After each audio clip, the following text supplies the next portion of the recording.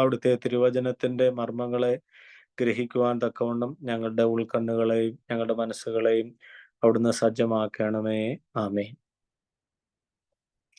ഞാൻ പറയുന്നത് എല്ലാവർക്കും കേൾക്കാമെന്ന് ഞാൻ പൂർണ്ണമായി വിശ്വസിക്കുന്നു. കേൾക്കാമല്ലോ അല്ലേ?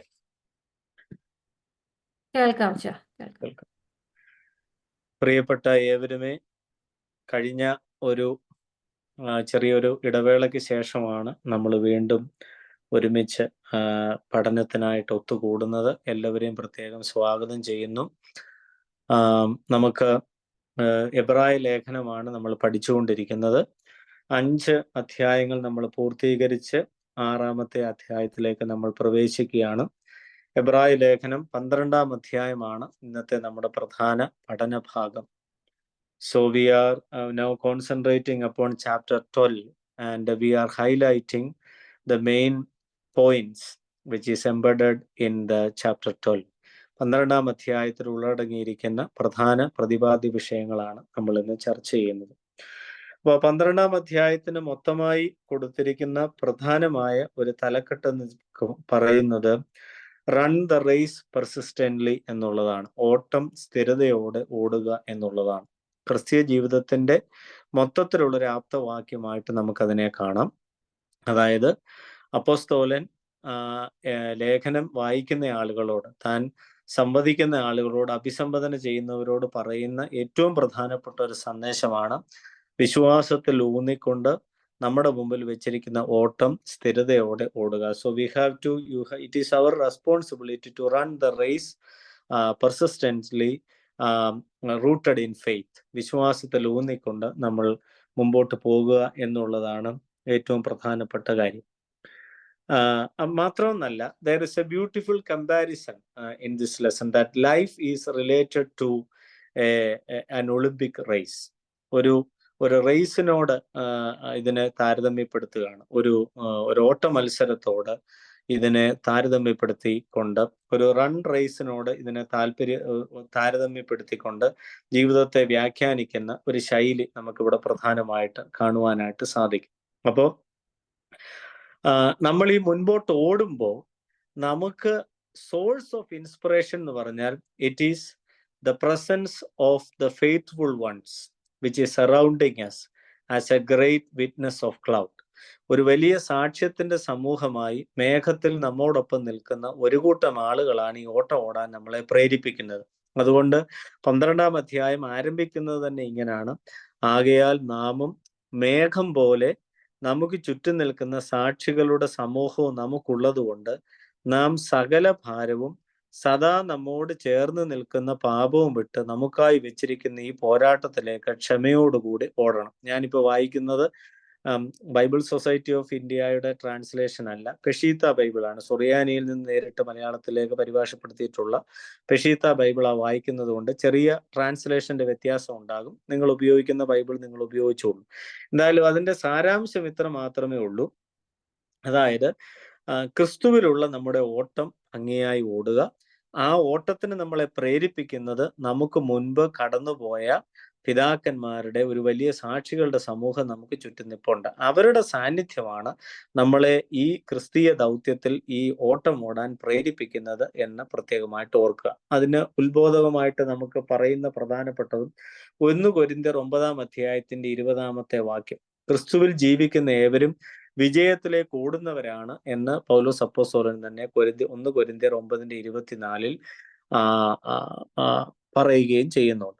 അപ്പൊ അതുകൊണ്ട് ഒന്നാമത് നമ്മൾ ഓർക്കേണ്ട ഏറ്റവും പ്രധാനപ്പെട്ട കാര്യം 12ാം അധ്യായത്തിന്റെ 1 മുതൽ 1-2 വാക്യങ്ങൾ നമ്മളെ ഓർമ്മിപ്പിക്കുന്ന ഏറ്റവും പ്രധാനപ്പെട്ട കാര്യം, there is a proper destination and there is a proper goal for a Christian life. ക്രിസ്തീയ ജീവിതത്തിന് ഒരു ലക്ഷ്യമുണ്ട്. And we have to run the race persistently. നമ്മൾ ഈ ഓട്ടം സ്ഥിരതയോടെ ഓടണം. ഈ ഓട്ടത്തിന് നമുക്ക് സോഴ്സ് ഓഫ് ഇൻസ്പിറേഷൻ എന്ന് പറഞ്ഞാൽ നമുക്ക് മുമ്പ് കടന്നുപോയ വിശ്വാസത്യാഗികളായ പിതാക്കന്മാരുടെ ഒരു വലിയ സമൂഹം നമുക്ക് ചുറ്റും ഒരു മേഘം പോലെ നിൽക്കുന്നു എന്നുള്ളതാണ് നമ്മുടെ സോഴ്സ് ഓഫ് ഇൻസ്പിറേഷൻ. കൂടാതെ വിശ്വാസികളെല്ലാവരും ക്രിസ്തുവിന്റെ വിജയത്തിലേക്ക് ഓടുന്നവരാണ് എന്ന് 1 കൊരിന്ത്യർ 9:24 അപ്പോസ്തലൻ നമ്മളെ സാക്ഷിക്കുന്നു. അപ്പോ ഈ ഓട്ടത്തിന് എങ്ങനെ തയ്യാറാകണം, how we have to prepare for the race. ചുമ്മാ ഓടിയാൽ പോരാ, അതുകൊണ്ടാണ് ഏറ്റവും പ്രധാനമായിട്ട് പറയുന്നത്, നമ്മുടെ സദാ നമ്മോട് ചേർന്ന് നിൽക്കുന്ന പാപം വിട്ട് നമുക്ക് വെച്ചിരിക്കുന്ന ഈ പോരാട്ടത്തിലേക്ക് ഓടണം എന്ന് പ്രധാനമായിട്ട് നമ്മളെ ഓർമ്മിപ്പിക്കുകയാണ്. അപ്പം നമ്മളെ നശിപ്പിക്കുന്ന, നമ്മളെ നമ്മളല്ലാതാക്കി തീർക്കുന്ന എല്ലാ നെഗറ്റീവ് ഇൻഫ്ലുവൻസിനെയും മാറ്റിയിട്ട് വേണം നമ്മൾ മുൻപോട്ട് ഓടണം എന്ന് പറയുന്നത്. അപ്പൊ ഇവിടെ ഈ നിങ്ങളുടെ ടെക്സ്റ്റിൽ കൊടുത്തിരിക്കുന്ന വിശദീകരണം ഞാനൊന്ന് വായിക്കാം. നമ്മുടെ ക്രിസ്തീയ ഓട്ടത്തെ തടസ്സപ്പെടുത്തുന്നതും വിരസമാക്കുന്നതുമായ കാര്യങ്ങളെ നാം ഉപേക്ഷിക്കണം. അവ മറ്റുള്ളവരുടെ ദൃഷ്ടിയിൽ നല്ലതാണെന്ന് തോന്നിയാലും വിശ്വാസ ജീവിതത്തിന് തടസ്സമാണ് നമുക്ക് ബോധ്യമായാൽ വിട്ടുകളയണം. ഇത് വളരെ കാലികമായൊരു കാര്യമാണ്. ഒരു വിശ്വാസിക്ക് ഭംഗിയായി ആത്മീയ ജീവിതം നയിക്കണമെന്നുണ്ടെങ്കിൽ അവന്റെ ജീവിതത്തിൽ നിശ്ചയമായിട്ടും വിശ്വാസത്തെ വിരസമാക്കുന്നതും ഓട്ടത്തെ തടസ്സപ്പെടുത്തുന്നതുമായ കാര്യങ്ങളെ നമ്മൾ ഉപേക്ഷിക്കണം. മറ്റുള്ളവർക്ക് അത് നല്ലതെന്ന് തോന്നിയാലും നമ്മുടെ ആത്മീയ ജീവിതത്തിന് തടസ്സമെന്ന് നമുക്ക് ബോധ്യപ്പെട്ടാൽ ഒരു മടിയും കൂടാതെ അത്തരം കാര്യങ്ങളെ ഉപേക്ഷിക്കണം എന്നാണ് പറയുന്നത്. ഇവിടെ എഴുതിയിരിക്കുന്നത് സകല ഭാരവും മുറുകെ പറ്റുന്ന പാപങ്ങൾ വെടിയണമെന്നതാണ്. ഭാരങ്ങൾ എന്നത് ശരീരത്തിലെ ദുർമേധസ്സാകാം. മുറുകെ പറ്റുന്ന പാപങ്ങൾ എന്നത് നമ്മോട് ഇഴകിച്ചേർന്ന് നിൽക്കുന്ന ദുസ്വഭാവങ്ങളാണ്. അവ എന്തെന്ന് നാം തന്നെ കണ്ടുപിടിക്കണം. അതിനുശേഷം അവ നീക്കം ചെയ്യണം. അവ നീക്കം ചെയ്യാതെ ആത്മീയ ജീവിതം വിജയിക്കുന്നതല്ല. വളരെ സിമ്പിളായിട്ട് കമ്മ്യൂണിക്കേറ്റ് ചെയ്യുന്ന കാര്യമാണ്. ഇപ്പൊ നമ്മുടെ ജീവിതത്തെ നശിപ്പിക്കുന്ന നെഗറ്റീവ് ഇൻഫ്ലുവൻസിനെ പൂർണ്ണമായും ഇല്ലാതാക്കിക്കൊണ്ട് വേണം നമ്മൾ ഈ ഓട്ടത്തിലേക്ക്. So we have to totally abstain from all the negative influences, from all clutches of the dark powers, and we have to liberate ourselves from the clutches of the dark powers, and we have to run the race persistently. നമുക്ക് നമ്മളെ നശിപ്പിക്കുന്ന, നമ്മളെ നമ്മളല്ലാതാക്കി മാറ്റുന്ന എല്ലാ ദുസ്വഭാവങ്ങളിൽ നിന്നും ദുസ്വാധീനങ്ങളിൽ നിന്നും നമ്മുടെ ശരീരത്തെയും മനസ്സിനെയും ആത്മാവിനെയും വേർതിരിച്ചെടുത്തുകൊണ്ട് മാറ്റി നിർത്തിക്കൊണ്ട് വേണം ഈ ഓട്ടം ഓടേണ്ടത് എന്ന് രണ്ടാമത്തെ വാക്യത്തിൽ പ്രധാനമായിട്ട് നമ്മളെ ഓർമ്മിപ്പിക്കുകയാണ്. ഇതൊന്നും വിശാലമായ കാര്യങ്ങൾ, മനസ്സിലാകാത്ത കാര്യങ്ങളൊന്നുമല്ല. പക്ഷെങ്കിൽ ആഴമേറിയ ആത്മീയ അർത്ഥങ്ങൾ അടങ്ങിയിരിക്കുന്ന simple but rich with content. അതാണ്, നിസ്സാരമാണ് പക്ഷെ ആഴമേറിയ കാര്യങ്ങൾ അടങ്ങിയിരിക്കുന്നതാണ്. അതിന് കുറച്ചുകൂടെ എക്സ്പ്ലനേഷൻ കൊടുക്കാൻ വേണ്ടി നിങ്ങളുടെ ടെക്സ്റ്റിൽ നിന്ന് തന്നെയാണ് ഞാൻ വായിക്കുന്നത്. കാരണം നമ്മൾ പരീക്ഷയ്ക്ക് ഉപയോഗിക്കുന്നത് ഈ ടെക്സ്റ്റ് ആണല്ലോ. അതുകൊണ്ട് കായിക മത്സരങ്ങളിൽ പങ്കെടുക്കുന്നവർ ഭക്ഷണപരമായ കാര്യങ്ങളിൽ വർജനം ആചരിക്കുകയും നിഷ്ഠാപൂർവമായി ശിക്ഷണം അഭ്യസിക്കുകയും ചെയ്യുന്നത് പോലെ ആത്മീയ പോരാട്ടത്തിൽ ഏർപ്പെടുന്നവർ പലരും വർജിക്കുകയും നിഷ്ഠയോടെ ജീവിക്കുകയും വേണം. എത്ര അർത്ഥവത്തുള്ളൊരു കാര്യമാണ്, എത്ര! അപ്പോ ഒരു ഒളിമ്പിക് റേസിന് ഒരുങ്ങുന്നവർ, ഒരു കായിക അധ്വാനത്തിന് ഒരുങ്ങുന്നവർ എത്ര കാര്യമായിട്ട് അവരുടെ ഫുഡ്, അവരുടെ എക്സസൈസ്, അവരുടെ ബോഡി വെയിറ്റ് ഇതെല്ലാം അവർ ക്രമീകരിക്കും. കാരണം ഇത് ഡിസിപ്ലിൻഡ് ആകാതെ ഒരിക്കലും അവർക്ക് അതിൽ വിജയം നേടാൻ പറ്റത്തില്ല. അതുപോലെ ആത്മീയ ജീവിതത്തിന് വേണ്ടി ഓടുന്നവരും അവരുടെ ജീവിതത്തിലും ഒരു നിഷ്ഠ വളരെ ആവശ്യമാണ്. സ്ഥിരനിശ്ചയത്തോടെ ഓടണം എന്നത് ഇവിടുത്തെ പ്രധാന ആഹ്വാനമാണ്. യാതൊന്നും നമ്മുടെ ശ്രദ്ധയെ പതറിക്കുവാനോ മുന്നേറ്റത്തെ തടസ്സപ്പെടുത്തുവാനോ പാടില്ല. ക്രിസ്തുവാണ് നമ്മുടെ ലക്ഷ്യം. ഗലാത്യർ 5:7 അതിന് സപ്പോർട്ടീവായിട്ട് നൽകുന്നത്. അവൻ നമ്മുടെ വിശ്വാസത്തിന്റെ നായകനും. അപ്പൊ ക്രിസ്തുവാണ് നമ്മുടെ ലക്ഷ്യം. അപ്പോൾ ഇതൊരു കമ്പാരിസൺ ആണ്. നമ്മൾ ആദ്യ ഭാഗത്ത് ഞാൻ പറഞ്ഞ പോലെ this is A good comparison. ഒരു നല്ല കമ്പാരിസൺ ആണ് പ്രധാനമായിട്ട് നമുക്ക് തരുന്നത്. എന്താണ് ആ comparison? a person who wanted to win the race in the race, he had to discipline himself through his food, his body disciplining and everything. He need a physical exercise, he need a physical discipline, then only he will be able to catch the destination. Similarly, one who decided to catch the spiritual goals or to run the spiritual race persistently, we have to abstain from all worldly pleasures, and also we have to dedicate ourselves in the spiritual roots, and totally we have to abstain from all dark influences. അതാണ് പ്രധാനമായിട്ട് പറയുന്നത്. അപ്പം ലോകത്തിൽ നടക്കുന്ന ഡിസിപ്ലിനാണ് ലോകത്തെ വിജയിപ്പിക്കുന്നത്. നമ്മളൊന്ന് ആലോചിച്ച് നോക്കി, ഏത് കാര്യത്തിലും നമ്മളൊരു ജോലി സ്ഥലത്ത് പോയാലും there is a discipline of work. ആ ഡിസിപ്ലിൻ ഓഫ് വർക്കാണ് ആ ഒരു കമ്പനിയുടെ പ്രോഗ്രസിന്റെ കാരണം. ഡിസിപ്ലിൻ ഓഫ് വർക്കാണ് ഒരു സൊസൈറ്റിയുടെയും ഒരു രാജ്യത്തിന്റെയും എല്ലാം വിജയത്തിന്റെ കാരണം. അങ്ങനെയെങ്കിൽ ആത്മീയ ജീവിതത്തിനും ഈ ഡിസിപ്ലിൻ വളരെ അത്യാവശ്യമാണ് എന്ന് പറയുന്നു. അതിനോട് ചേർത്ത് ഗലേഷ്യൻസ് chapter 5 verse 7, വായിക്കാനായിട്ട് പറയുന്നുണ്ട്. നിങ്ങളത് വായിച്ചാൽ മതിയാകും. ഇനി നമ്മുടെ ലക്ഷ്യം ആരാണ്? ഈ ഓട്ടത്തിൽ നമുക്ക് ഡെസ്റ്റിനേഷൻ പോയിന്റിൽ നമ്മൾ നോക്കേണ്ടത് ആരാണ്? It is the Christ. The Christ, the image of Christ is visualized. We are visualizing the image of Christ at the destination point. നമ്മൾ ക്രിസ്തുവിനെയാണ് ആ ഡെസ്റ്റിനേഷൻ പോയിന്റിൽ നമ്മൾ കാണും. അതുകൊണ്ടാണ് തൊട്ട് പറഞ്ഞു, ക്രിസ്തുവാണ് നമ്മുടെ ലക്ഷ്യം.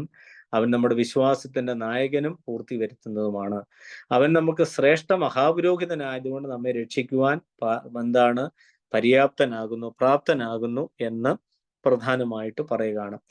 അതുകൊണ്ട് നമ്മുടെ വിശ്വാസത്തിന്റെ ആൽഫയും ഒമേഗയുമായി നാം ക്രിസ്തുവിനെ കാണണം. ആൽഫ എന്ന് പറയുന്നത് ഗ്രീക്കിൽ ഭാഷയുടെ ആദ്യത്തെ വാക്കാണ് ആൽഫ. ഇംഗ്ലീഷിൽ എ എന്ന് പറയുന്ന ഇക്വലന്റ്. ആൽഫ എന്ന് എഴുതുന്നത് ഇംഗ്ലീഷിലെ സ്മോൾ ലെറ്റർ എ ആണ്, ആൽഫ. ഒമേഗ എന്ന് പറഞ്ഞാൽ ലാസ്റ്റിലത്തെ, ഗ്രീക്കിലെ ഏറ്റവും ലാസ്റ്റിലത്തെ വേർഡാണ്. പുതിയ നിയമം എഴുതിയത് ഗ്രീക്കിലാണ്. അപ്പൊ ആൽഫയും ഒമേഗയും എന്ന് പറഞ്ഞാൽ the beginning and the end. കർത്താവാണ് നമ്മുടെ ആരംഭവും നമ്മുടെ അവസാനവും. നമ്മൾ ആരിൽ ആരംഭിച്ചു നമ്മുടെ ക്രിസ്ത്യൻ ലൈഫ്?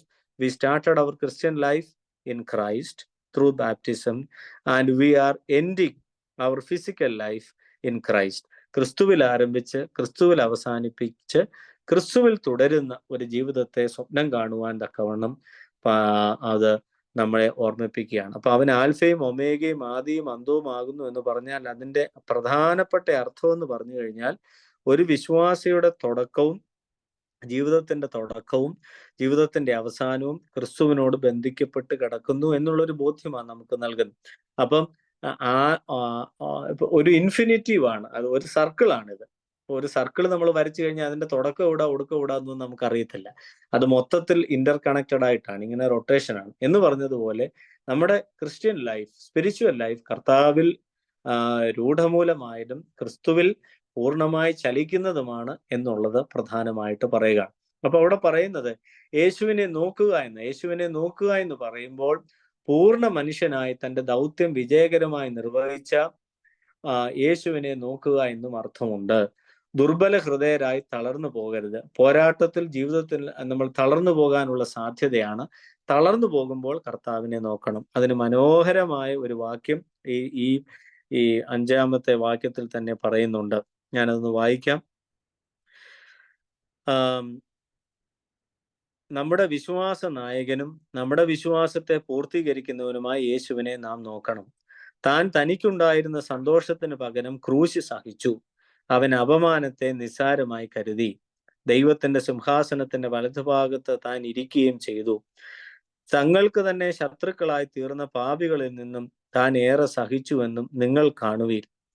അത് നിങ്ങൾക്ക് മടുപ്പ് തോന്നാതിരിക്കുവാനും നിങ്ങളുടെ മനസ്സ് ക്ഷീണിച്ചു പോകാതിരിക്കുവാനും തന്നെ. പാപത്തിനെതിരെയുള്ള പോരാട്ടത്തിൽ നിങ്ങൾ രക്തപ്രവാഹത്തോളം ഇതുവരെ എത്തിയിട്ടില്ല. എൻ്റെ മകനെ, കർത്താവിന്റെ ശിക്ഷയെ നീ നിരസിക്കരുത്. അവനാൽ ശാസിക്കപ്പെടുമ്പോൾ നിന്റെ മനസ്സ് ക്ഷീണിക്കുകയും വരുത് എന്ന് പറയുക. അപ്പൊ പ്രധാനമായിട്ട് നമ്മളോട് ഓർപ്പിക്കുന്നതാണ് നമ്മുടെ ജീവിതത്തിന്റെ പ്രധാനമായ ഒരു ഉദ്ദേശം. നമ്മുടെ ജീവിതത്തിന്റെ പ്രധാനമായിട്ടുള്ള ഒരു ഉദ്ദേശം എന്ന് പറയുന്നത് നമുക്ക്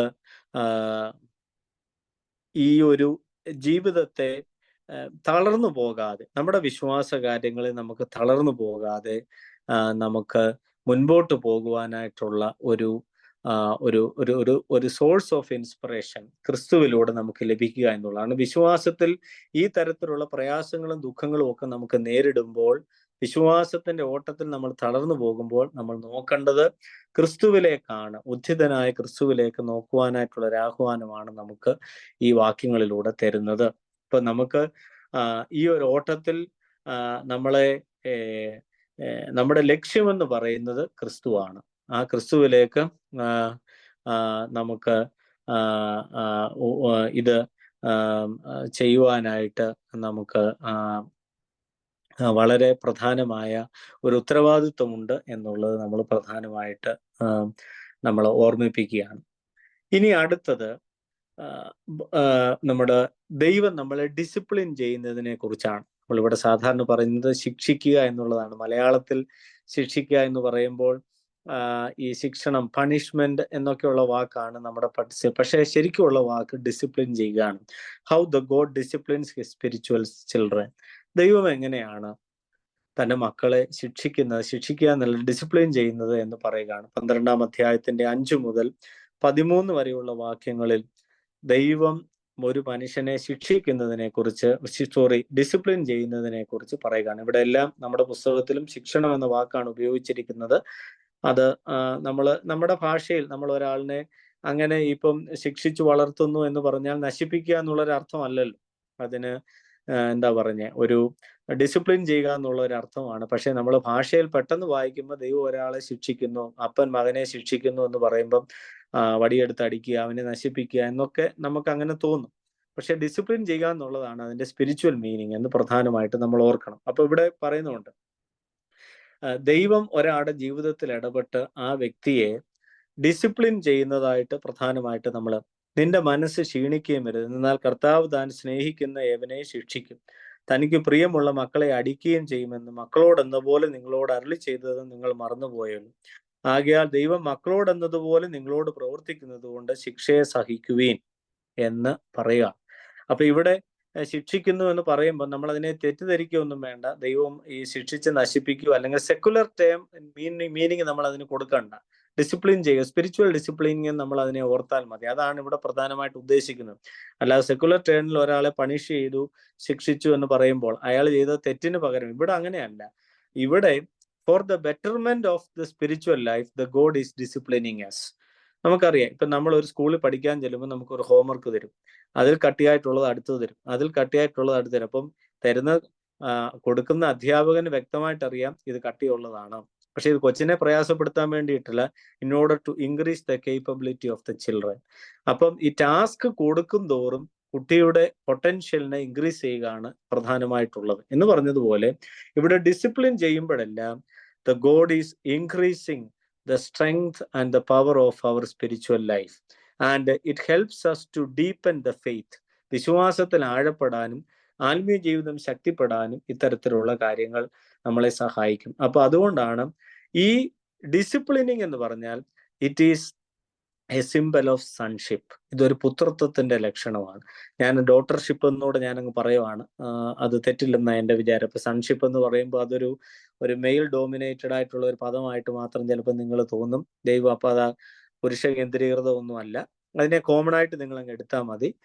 ദൈവം താൻ സ്നേഹിക്കുന്ന ഏത് വ്യക്തിയെയും ഡിസിപ്ലിൻ ചെയ്ത് വളർത്തുന്നു. അത് മകനായാലും സ്ത്രീ ആണെങ്കിലും പുരുഷനാണെങ്കിലും. അപ്പോൾ ചുരുക്കി പറഞ്ഞാൽ the disciplining of the God it symbolizes a kind of sonship or daughtership.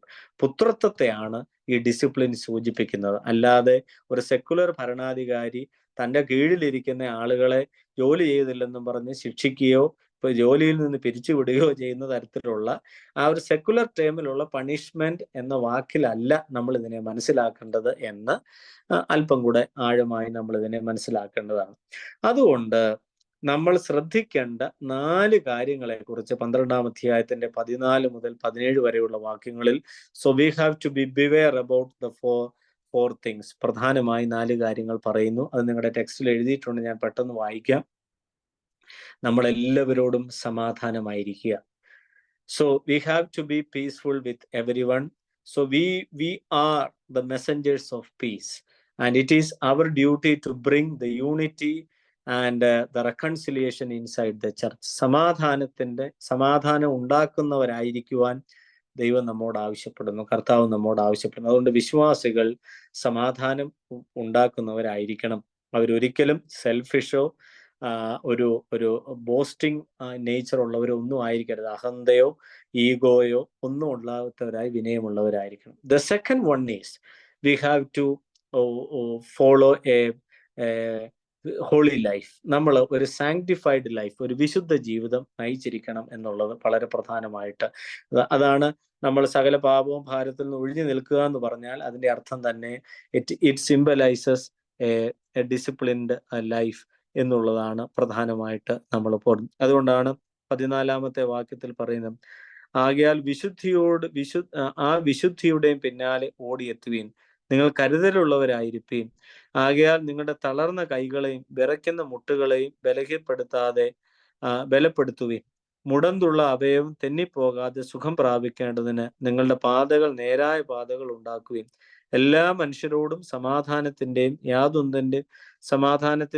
യാതൊന്നും കൂടാതെ ആർക്കും ദൈവത്തെ കാണുവാൻ സാധ്യമല്ലാത്ത ആ വിശുദ്ധിയുടെയും പിന്നാലെ ഓടിയെത്തുവിൻ. ഇപ്പൊ സമാധാനത്തിൽ ജീവിക്കണം. ദൈവത്തെ കാണണമെന്നുണ്ടെങ്കിൽ വിശുദ്ധി ആവശ്യമാണ്. അതുകൊണ്ട് വിശുദ്ധിയിലും നമ്മൾ ബദ്ധശ്രദ്ധരായിരിപ്പീൻ എന്നുള്ള ഒരു കാര്യമാണ്. മൂന്നാമത് പറയുകയാണ്, ഹൃദയത്തിൽ നിന്ന് വിദ്വേഷം നമ്മൾ നീക്കണം. നിങ്ങൾ കരുതലുള്ളവരായിരിപ്പീൻ. നിങ്ങൾ ഒരുവനും ദൈവത്തിന്റെ കൃപയിൽ കുറവുള്ളവനായി കാണപ്പെടരുത്. കയ്പുള്ള വേര് മുളച്ച് ഉപദ്രവിക്കുകയും അതിനാൽ പലരും അശുദ്ധപ്പെടുകയും ചെയ്തേക്കാം. അപ്പൊ കയ്പുള്ള വേരുകൾ അത് വിദ്വേഷത്തെ സൂചിപ്പിക്കുന്നതാണ്. അത് പൂർണ്ണമായി നമ്മളിൽ നിന്ന് മാറ്റണം. ഇനി നാലാമത് വീണ്ടും പറയുകയാണ്, ആകയാൽ നിങ്ങളിൽ ആരും വ്യഭിചാരിയോ ഒരൊറ്റ പക്ഷത്തിനായി ജ്യേഷ്ഠാവകാശം വിറ്റുകളഞ്ഞ ഏശാവിനെ പോലെ വിചാരമില്ലാത്തവനോ ആയി കാണപ്പെടരുത്. പിന്നീട് അവൻ അനുഗ്രഹം അവകാശമാക്കുവാൻ ആഗ്രഹിച്ചെങ്കിലും നിരസിക്കപ്പെട്ടുവെന്ന് നിങ്ങൾക്കറിയാമല്ലോ. എന്നാൽ കണ്ണുനീരോടുകൂടി അവൻ അപേക്ഷിച്ചിട്ടും അനുതാപത്തിന് അവസരം ലഭിച്ചില്ല എന്ന് പറയുകയാണ്. അപ്പം ഒരു സന്മാർഗ ജീവിതത്തിൽ വളരുവാൻ ഒരു moral life, well defined moral life നമുക്ക് ആവശ്യമാണ്. അപ്പൊ 4 കാര്യമാണ് ഒരു വിശ്വാസിയോട് അപ്പോസ്തലൻ ആവശ്യപ്പെടുന്നത്. എല്ലാവരോടും സമാധാനമായിരിക്കുക, നമ്മളൊരു സാങ്ക്ടിഫൈഡ് വിശുദ്ധ ജീവിതം നയിക്കുക, നമ്മുടെ ഹൃദയത്തിൽ നിന്ന് എല്ലാ വിദ്വേഷങ്ങളും നമ്മൾ നീക്കിക്കളയുക, നമുക്കൊരു നല്ല വെൽ ഡിസിപ്ലിൻഡ് ആയിട്ടുള്ള ഒരു സ്പിരിച്വൽ ലൈഫ് ഉണ്ടായിരിക്കുക. അപ്പൊ ഇത്രയും കാര്യങ്ങൾ എന്തിന് നമ്മളെ സഹായിക്കും?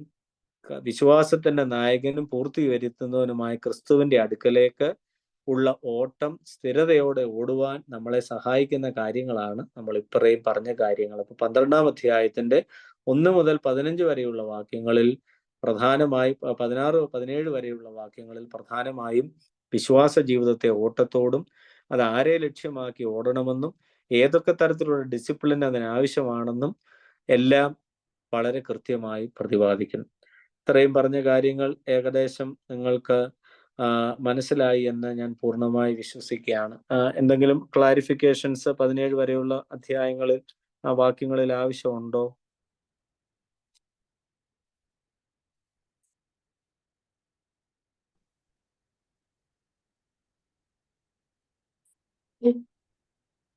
ആർക്കും ആവശ്യമില്ല എന്ന് ഞാൻ നിങ്ങളുടെ മൗനം എല്ലാവർക്കും എല്ലാ കാര്യങ്ങളും മനസ്സിലാകുന്നു എന്നുള്ള ബോധ്യത്തോടുകൂടെ നമുക്ക് അടുത്ത ഭാഗത്തേക്ക് പോവുകയാണ്. ഇവിടെ 12-ാം അധ്യായത്തിന്റെ 18 മുതൽ 21 വരെയുള്ള വാക്യങ്ങളിൽ നിശ്ചയമായിട്ടും നമുക്ക് ഈ പഴയ നിയമവും പുതിയ നിയമവും തമ്മിലുള്ള ഒരു റിലേഷൻഷിപ്പിനെ കുറിച്ചാണ് കാണിക്കുന്നത്. അത് ഡയറക്റ്റ് ആയിട്ട് ഈ ഭാഗം വായിച്ചാൽ നമുക്ക് മനസ്സിലാവത്തില്ല. പക്ഷെ നമുക്ക് അതൊരല്പം ആഴത്തിൽ പഠിച്ചെങ്കിൽ മാത്രമേ നമുക്ക് ആ ഭാഗം മനസ്സിലാക്കുവാനായിട്ട് സാധിക്കുകയുള്ളൂ എന്നുള്ളത് പ്രത്യേകമായിട്ട് ഞാൻ ഈ സമയത്ത് നിങ്ങളെ ഓർമ്മിപ്പിക്കുകയാണ്. ഞാൻ എന്തായിരുന്നാലും നിങ്ങൾ എല്ലാവരും ഉപയോഗിക്കുന്ന സാധാരണ വേദപുസ്തകത്തിൽ നിന്ന് വായിക്കാം. അപ്പൊ എനിക്ക് തോന്നുന്നു കുറച്ചുകൂടെ ക്ലാരിഫൈഡ് ആകുമല്ലോ കാര്യങ്ങൾ. നമ്മുടെ ബൈബിൾ സൊസൈറ്റി ഓഫ് ഇന്ത്യയുടെ വേദപുസ്തകത്തിൽ തന്നെ ഞാൻ വായിക്കാം.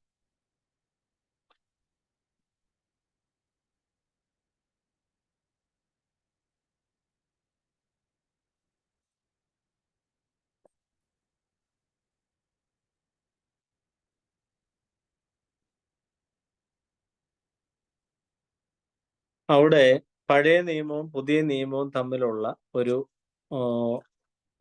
അതിന്റെ ഒരു ഡിസ്റ്റിങ്ഷൻ, പ്രത്യേകിച്ച് അതിന്റെ ഒരു മിംഗ്ലിങ്ങും അതിന്റെ ഡിസ്റ്റിങ്ഷനും ഒക്കെ വളരെ ഭംഗിയായിട്ട് തന്നെ അതിൽ വ്യാഖ്യാനിച്ചിട്ടുണ്ട്. നമുക്കത് കൃത്യമായി നമ്മുടെ ആ വായനകളുടെ ഇൻ ബിറ്റ്വീൻ ദ ലൈൻസ്, വരികൾക്കിടയിലൂടെ സൂക്ഷ്മമായി വായിച്ചാൽ നമുക്കത് കൃത്യമായിട്ട് മനസ്സിലാകുന്നതാണ് എന്നുള്ള കാര്യം പ്രധാനമായിട്ട് നമുക്കൊന്ന് മനസ്സിലാക്കാം.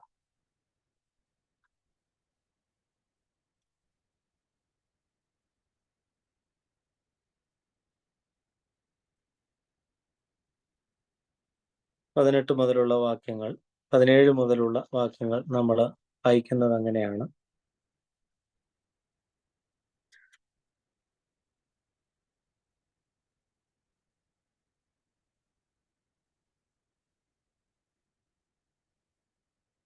സ്ഥൂലമായതും തീ കത്തുന്നതുമായ പർവ്വതത്തിനും മേഘതമസ്, കൂരിരുട്ട്, കൊടുങ്കാറ്റ്, കാഹളനാദം, വാക്കുകളുടെ ശബ്ദം എന്നിവയ്ക്കും അടുക്കലല്ലല്ലോ നിങ്ങൾ വന്നിരിക്കുന്നത്. ഇതെല്ലാം പഴയ നിയമത്തെ സൂചിപ്പിക്കുന്ന സ്ഥൂലമായതും തീ കത്തുന്നതുമായ പർവ്വതം. നമുക്കറിയാം മരുഭൂമിയിൽ മോശ സീനായ് പർവ്വതത്തിൽ കണ്ടത് മേഘതമസ്, കൂരിരുട്ട്, യെശയ്യാ കണ്ട കൊടുങ്കാറ്റ്, കാഹളനാദം. ഇതെല്ലാം പഴയ നിയമത്തിലുള്ള തെയോഫെനിക് എക്സ്പീരിയൻസ് എന്ന് പറഞ്ഞാൽ ദൈവത്തിന്റെ വെളിപാടിനെ പഴയ നിയമത്തിൽ സൂചിപ്പിക്കുന്ന കാര്യമാണ്. അതാണ് ഏറ്റവും പ്രധാനപ്പെട്ട കാര്യം. ഇവിടെ പഴയ നിയമവും നിങ്ങളുടെ ടെക്സ്റ്റിൽ തന്നെ അത് കൊടുത്തിട്ടുണ്ട്. പഴയ നിയമവും പുതിയ നിയമവും തമ്മിൽ ഒരു താരതമ്യം നടത്തുകയാണ്. പഴയ നിയമ ന്യായപ്രമാണം സീനായ് മലയിൽ വെച്ചായിരുന്നെങ്കിൽ പുതിയ നിയമം സ്ഥാപിക്കപ്പെട്ടത് സിയോനിൽ ക്രിസ്തുവിൽ കൂടിയാണ്. അതാണ് വളരെ പ്രധാനമായിട്ട് പറയുന്നത്. ആ ശബ്ദം കേട്ടവർ ഒരു വചനവും തങ്ങളോട് പറയരുതേ എന്ന് അപേക്ഷിച്ചു. ഒരു മൃഗമെങ്കിലും പർവ്വതം തൊട്ടാൽ അതിനെ കല്ലെറിഞ്ഞു കൊല്ലണമെന്നുള്ള കൽപ്പന അവർ സഹിച്ചുകൂടാഞ്ഞു. അവർ ഞാൻ അത്യന്തം പേടിച്ചു വിറയ്ക്കുന്നുവെന്ന് മോശയും പറയത്തക്കവണ്ണം ആ കാഴ്ച ഭയങ്കരമായിരുന്നു. പിന്നെയോ സിയോൻ പർവ്വതത്തിനും ജീവനുള്ള ദൈവത്തിന്റെ നഗരമായ സ്വർഗീയ യെരൂശലേമിനും അനേകായിരം ദൂതന്മാരുടെ സർവ്വസംഘത്തിനും സ്വർഗത്തിൽ പേരെഴുതപ്പെട്ടിരിക്കുന്ന ആദിജാതന്മാരുടെ സഭയ്ക്കും എല്ലാവരുടെയും ദൈവവും ന്യായാധിപതിക്കും സിദ്ധന്മാരായ നീതിമാന്മാരുടെ ആത്മാക്കൾക്കും പുതിയ നിയമത്തിന്റെ മധ്യസ്ഥനുമായ യേശുവിനും ഹാബേലിന്റെ രക്തത്തെക്കാൾ ഗുണകരമായി സംസാരിക്കുന്ന പുണ്യാഹ രക്തത്തിനും അടുക്കലേക്കല്ലോ നിങ്ങൾ വന്നിരിക്കുന്നത് എന്ന് പ്രധാനമായിട്ട് പറയുക. അപ്പോ പഴയ നിയമത്തിൽ ശരിക്കും പറഞ്ഞു കഴിഞ്ഞാൽ ഒരു there is an element of fear. അപ്പൊ ദൈവസന്നിധിയിലേക്ക് അടുത്ത് ചെല്ലാൻ ഒരു ഭയം അവർക്ക് എപ്പോഴും ഉണ്ടായിരുന്നു. അപ്പൊ ഒരു ഭയത്തോടുകൂടെ ദൈവത്തെ നോക്കിയെങ്കിൽ ഇപ്പോൾ നമ്മളെ ശുദ്ധീകരിക്കുന്നതും നമ്മളെ കൃപയിൽ വിശുദ്ധീകരിക്കുന്നതുമായ ഒരു ദൈവസന്നിധിയിലേക്ക് ക്രിസ്തുവിന്റെ അടുക്കലേക്ക്, സ്നേഹമുള്ള ദൈവത്തിന്റെ അടുക്കലേക്ക് നമ്മൾ എത്തിയിരിക്കുന്നു എന്നുള്ളതാണ്. നിങ്ങളുടെ ടെക്സ്റ്റിൽ എഴുതപ്പെട്ടിരിക്കുന്നത് തന്നെ ഞാൻ വായിക്കാം. സിയോനിൽ സീനായ് മലയിൽ ദൈവം പ്രത്യക്ഷനായപ്പോൾ ഭയാനകമായ അടയാളങ്ങൾ ദൃശ്യമായി. തീ, മേഘസ്തംഭം, കൂരിരുട്ട്, കാഹളനാദം എന്നിവയെല്ലാം ദൈവ സാന്നിധ്യത്തിന്റെ ഭീകരതയെ വെളിപ്പെടുത്തുന്നു. ദൈവസന്നിധിയിലേക്ക് ആരും അടുത്തു വരരുത് എന്ന നിർദ്ദേശമാണ് അന്ന് നൽകിയത്. ആരെങ്കിലും മലയെ സമീപിച്ചാൽ മരണം അനുഭവിക്കുമെന്ന മുന്നറിയിപ്പും ദൈവത്തെക്കുറിച്ച് ജനത്തിന് ഭയമായിരുന്നു. പുറപ്പാട് പുസ്തകം 20-ാം അധ്യായത്തിലും 19-ാം അധ്യായത്തിലും ഒക്കെ ഈ തെയോഫനി ദൈവത്തിന്റെ പ്രത്യക്ഷതയെക്കുറിച്ച് പറയുന്നു. എന്നാൽ പുതിയ നിയമത്തിലേക്ക് വന്നപ്പോൾ ഇവിടെ പറയുന്ന പുതിയ നിയമം ക്രിസ്തു സ്ഥാപിച്ച കൃപയുടെയും സ്നേഹത്തിന്റെയും സുവിശേഷമാണ്. അതാണ് നമ്മൾ അണ്ടർലൈൻ ചെയ്യേണ്ട പ്രധാനപ്പെട്ട കാര്യം. പുതിയ നിയമം കൃപയുടെയും സ്നേഹത്തിന്റെയും സുവിശേഷമാണ്. അതുകൊണ്ടാണ് നമുക്ക് യോഹന്നാന്റെ സുവിശേഷം 1-ാം അധ്യായത്തിൽ തുടങ്ങുമ്പോൾ തന്നെ അങ്ങനെയാണല്ലോ. ദൈവം ലോകത്തെ നൽകുവാൻ, തന്റെ ഏകജാതനായ പുത്രനെ നൽകുവാൻ തക്കവണ്ണം ലോകത്തെ സ്നേഹിച്ചു, എല്ലാവരെയും പ്രകാശിപ്പിക്കുന്ന വെളിച്ചം ലോകത്തിലേക്ക് വന്നു എന്ന് പറയുകയാണ്. അപ്പൊ ചുരുക്കി പറഞ്ഞു കഴിഞ്ഞാൽ സ്നേഹം കൊണ്ട് ലോകത്തെ വീണ്ടെടുക്കുകയും കൃപ കൊണ്ട് ലോകത്തെ ശുദ്ധീകരിക്കുകയും ചെയ്യുന്ന ക്രിസ്തുവിന്റെ ത്യാഗനിർഭരമായ സുവിശേഷത്തെ ഹൈലൈറ്റ് ചെയ്യുന്നതാണ് പുതിയ നിയമത്തിന്റെ കണ്ടന്റ് എന്ന് പറയുന്നത്. അത് ജീവനുള്ള ദൈവത്തിന്റെ നഗരമായി യെരൂശലേമിൽ സ്ഥാപിക്കപ്പെട്ടിരിക്കുന്നു. വിശ്വാസികളായിരിക്കുന്ന സഭയുടെ ശ്രേഷ്ഠത ഇവിടെ വെളിപ്പെടുത്തുന്നു. അപ്പൊ ഇത് പ്രധാനമായിട്ടും നമ്മൾ ഒരു എക്ലീസിയോളജിക്കൽ ഈ സിഗ്നിഫിക്കൻസ്, സഭാപരമായ ഒരു പശ്ചാത്തലം ഇവിടെ ഉണ്ട്. എന്താ? വീണ്ടെടുക്കപ്പെടുന്നവർ സമ്മേളിക്കുന്ന വിശുദ്ധ സ്ഥലമാണ് സ്വർഗം. പുതിയ നിയമത്തിന്റെ മധ്യസ്ഥനായ ക്രിസ്തു നമുക്ക് വേണ്ടി ക്രൂശിൽ സഹിച്ച മുറിവുകളോടുകൂടെ അവിടെ പക്ഷവാദം ചെയ്യുന്നു. ഇത് വളരെ പ്രധാനപ്പെട്ട ഒരു കാര്യമാണ്. ക്രിസ്തുവിന്റെ രക്തം നമുക്ക് വേണ്ടി പക്ഷവാദം ചെയ്യുന്നു എന്നുള്ള പ്രധാനപ്പെട്ട ഒരു കാര്യമാണ്.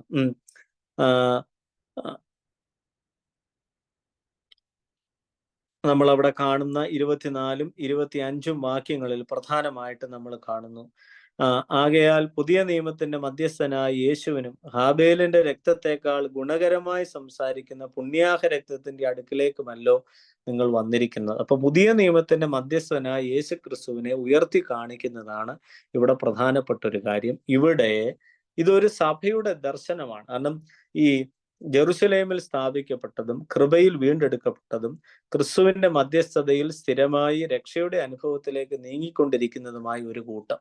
ഇതാരെ സൂചിപ്പിക്കുന്നു എന്ന് ചോദിച്ചാൽ ഇറ്റ് റെപ്രസെന്റ്സ് ദ ചർച്ച്, സഭയാണ് അത് നിശ്ചയമായിട്ടും സൂചിപ്പിക്കുന്നത്. അതുകൊണ്ടാണ് അവിടെ നമുക്ക് വേണ്ടി ക്രിസ്തു താൻ സഹിച്ച മുറിവുകളോടുകൂടെ നമുക്ക് വേണ്ടി പക്ഷപാതം ചെയ്യുന്നു എന്നാ പറയാം. അപ്പൊ ക്രിസ്തുവിന്റെ മധ്യസ്ഥത എന്ന് പറയുമ്പോൾ it is A unique intercession. എന്താ യേശു ക്രിസ്തുവിന്റെ മധ്യസ്ഥതയുടെ പ്രത്യേകത? ന്യായവിധി നടക്കുന്ന സമയത്ത് ലോകത്തിന് വേണ്ടി താൻ സഹിച്ച കഷ്ടാനുഭവത്തിന്റെ മുറിവുകളോടുകൂടെ പിതാവാം ദൈവത്തിന്റെ സന്നിധിയിൽ നിന്നുകൊണ്ട് ലോകത്തിന്റെ രക്ഷയ്ക്ക് വേണ്ടി കർത്താവ് ചെയ്യുന്ന മധ്യസ്ഥത, ഇതാണ് ഏറ്റവും പ്രധാനപ്പെട്ട മധ്യസ്ഥത. ഇതൊരു യുണീക്ക് ഇന്റർസെഷനാണ്. ഇത് ചെയ്യാൻ വേറെ ആർക്കും പറ്റത്തില്ല. അതുകൊണ്ടാണ് നമ്മളെ സംബന്ധിച്ചിടത്തോളം പുതിയ നിയമത്തിന്റെ മധ്യസ്ഥൻ യേശുക്രിസ്തു ആണെന്ന് പറയുമ്പോൾ അതിന്റെ വിശാലമായ അർത്ഥം ഇതാണ്. മാതാവും വിശുദ്ധന്മാരും ചെയ്യുന്ന മധ്യസ്ഥത വേറേതാണ്. അവരുടെ മധ്യസ്ഥത നമ്മളോടൊപ്പം നിന്നുകൊണ്ട് നമുക്ക് വേണ്ടി പ്രാർത്ഥിക്കുക എന്നുള്ളതാണ്. നമ്മളെന്താ പ്രാർത്ഥിക്കുന്നത്? യാചിക്കുന്നു ഞങ്ങളോടൊപ്പം ഞങ്ങൾക്കായി നീ, അല്ലയോ? ഞങ്ങളോടൊപ്പം നിന്നുകൊണ്ട് ഞങ്ങൾക്ക് വേണ്ടി പ്രാർത്ഥിക്കുക. പതിവിൻ പടിയന്നിൻ കൂട്ടത്തലയായി പ്രാർത്ഥിക്കുക. ഈ കൂട്ടത്തിന്റെ തലവനായി നിന്നുകൊണ്ട് പ്രാർത്ഥിക്കുക. മാതൃവിശുദ്ധ സ്മൃതി സംബന്ധം നൽകുക നാഥ. മാതാവിനോടും വിശുദ്ധന്മാരോടും ചേർന്ന് ഞങ്ങൾക്ക് സംബന്ധം നൽകുക എന്നുള്ള. അപ്പൊ നമ്മളോടൊപ്പം ക്രിസ്തുവിന്റെ ശരീരമായിരിക്കുന്ന സഭയിൽ നമ്മളോടൊപ്പം നിന്നുകൊണ്ട് നമുക്ക് വേണ്ടി ദൈവത്തോട് പ്രാർത്ഥിക്കുന്ന നിയോഗമാണ് വിശുദ്ധർക്കും ദൈവമാതാവിനും ഒക്കെ ഉള്ളത്. എന്നാൽ യേശുക്രിസ്തുവിന്റെ മധ്യസ്ഥത ന്യായവിധിയുടെ സമയത്ത് പ്രധാനമായും താൻ ഏറ്റെടുത്ത കഷ്ടാനുഭവങ്ങളുടെ വെളിച്ചത്തിൽ ലോകത്തിനു വേണ്ടി ദൈവസന്നിധിയിൽ കർത്താവ് നടത്തുന്ന ഏറ്റവും വലിയ മധ്യസ്ഥതയാണ്. അതാണ് പ്രധാനപ്പെട്ട കാര്യം. അത് നമ്മുടെ വിശുദ്ധ കുർബാനയുടെ അവസാന ഭാഗത്തും നമ്മൾ അത് കാണുന്നുണ്ട്. എന്താ? നമ്മൾ വിശുദ്ധ രഹസ്യങ്ങൾ ആഘോഷിക്കുന്ന സമയത്ത് പറയുന്നുണ്ട്, തന്റെ കരുണയാൽ ലോകത്തെ മനഞ്ഞുണ്ടാക്കിയ പരിശുദ്ധനായ ഏകപിതാവ് നമ്മോടുകൂടെ. രണ്ടാമത് പറയുന്നത് തന്റെ വിലയേറിയ കഷ്ടാനുഭവങ്ങൾ മൂലം ലോകത്തെ രക്ഷിച്ച ഏകജാതനായ പുത്രൻ നമ്മോടുകൂടെ. പിതാവ് ലോകത്തെ സൃഷ്ടിച്ചുവെങ്കിൽ ലോകത്തെ വീണ്ടെടുത്തത് പുത്രന്റെ രക്തത്തിലൂടെയും പുത്ര കഷ്ടാനുഭവത്തിലൂടെയാണ്. അപ്പൊ ആ പുത്രനാണ് ഈ ഒരു വലിയ മധ്യസ്ഥതയ്ക്ക് വേണ്ടി ഒരുങ്ങുന്നത് എന്നുള്ളത് പറയുകയാണ്. അപ്പോ വീണ്ടും പറയുന്നത് ഇങ്ങനെയാണ്. അതുകൊണ്ട് ക്രിസ്തുവിനെ ശ്രവിക്കുകയും അനുസരിക്കുകയും ചെയ്യുവാനായിട്ടുള്ള ഒരു ആഹ്വാനമാണ് പ്രധാനമായിട്ട് ഇവിടെ വരുന്നത്. ഇളകാത്തതും ഉറപ്പുള്ളതുമായ ദൈവരാജ്യമാണ് നമ്മുടെ പ്രത്യാശയും ലക്ഷ്യവും. ആ ലക്ഷ്യത്തിനു വേണ്ടി വിശ്വാസം കൈവിടാതെ ഭയഭക്തി പുരസരം ദൈവാരാധന നടത്തി ഓട്ടം സ്ഥിരതയോടെ ഓടുക. അപ്പൊ ഈ ഓട്ടത്തിൽ നമുക്ക് മാതൃകയാകേണ്ടത്, നമുക്ക് ബലമാകേണ്ടത് പുതിയ നിയമത്തിന്റെ മധ്യസ്ഥനായ യേശു ക്രിസ്തുവിലുള്ള നമ്മുടെ വിശ്വാസവും നമ്മുടെ സമർപ്പണവുമാണ്.